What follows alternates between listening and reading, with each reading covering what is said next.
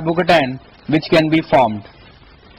Therefore, now after this step, what will happen is the base will come, as I discussed in the mechanism of elimination 1 reaction. Now base will pick up the acidic hydrogen, that is the alpha hydrogens. Now in this example, there is a 3-degree carbocation formed after the rearrangement. Now in this carbocation there are 3 alpha carbons and all have got hydrogens. So we can say there are 3 possibilities from where a base can pick acidic hydrogen. But 2 carbons, that is 2 methyl groups, are there on the C positive, which we can say are identical. So either a base will pick up the hydrogen from one of the CH3 or from the other. Both will give us the same product, so they are identical.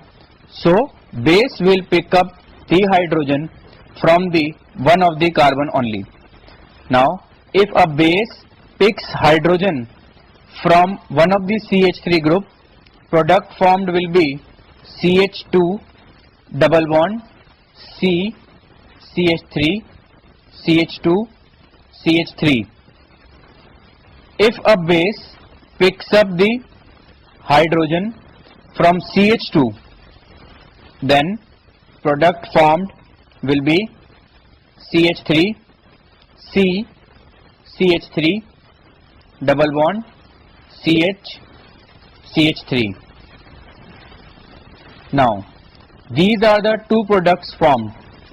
Next job is to decide which is the major product. In organic chemistry, the meaning of the major product is which product has got higher percentage yield. Now the percentage yield of a product depends upon the stability. So next question is the products obtained in this reaction, which is more stable out of these 2 products obtained. Now stability of the alkene is either explained by hyperconjugation effect or by Sedgwick rule. Both give us the same answer, so you people can apply any of the concept to decide the major product. Now what is a Sedgwick rule? Sedgwick rule says that more substituted alkene is the major product.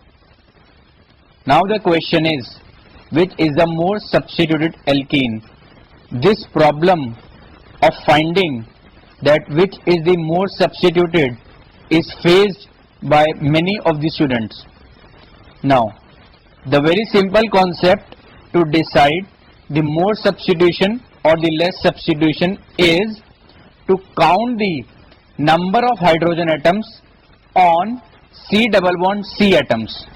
Again I repeat, is to count the number of hydrogen atoms on the C double bond C atoms, the compound or the product in which there are less number of hydrogens on C double bond C carbons is the more substituted alkene.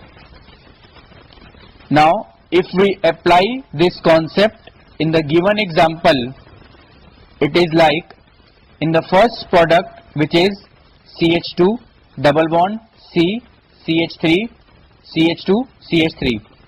In this case, on C double bond C carbons there are 2 hydrogens, whereas in the second product on C double bond C carbons there is only a 1 hydrogen. So in the second product on C double bond C there are less number of hydrogens. That means according to Sedgwick rule, this will be the major product. So in this reaction major product will be C CH3. So in this reaction major product will be CH3 C, CH3, double bond, CH, CH3.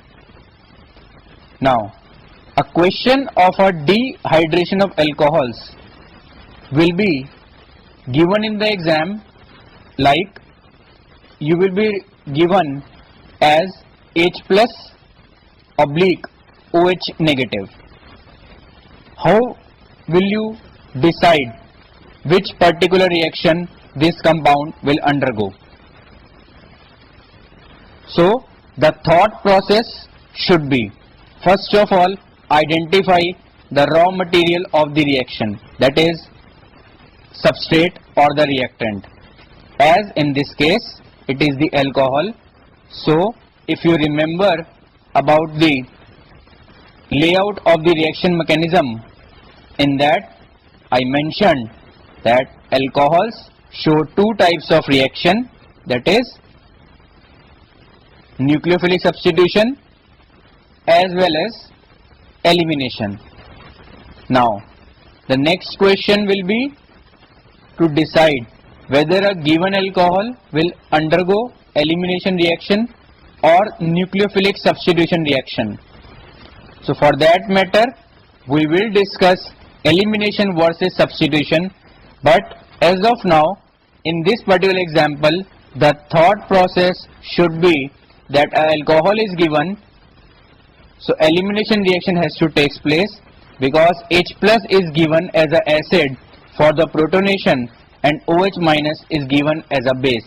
So when a base is there, compound is bound to show elimination reaction, and when a nucleophile is given, the compound is bound to show nucleophilic substitution reaction.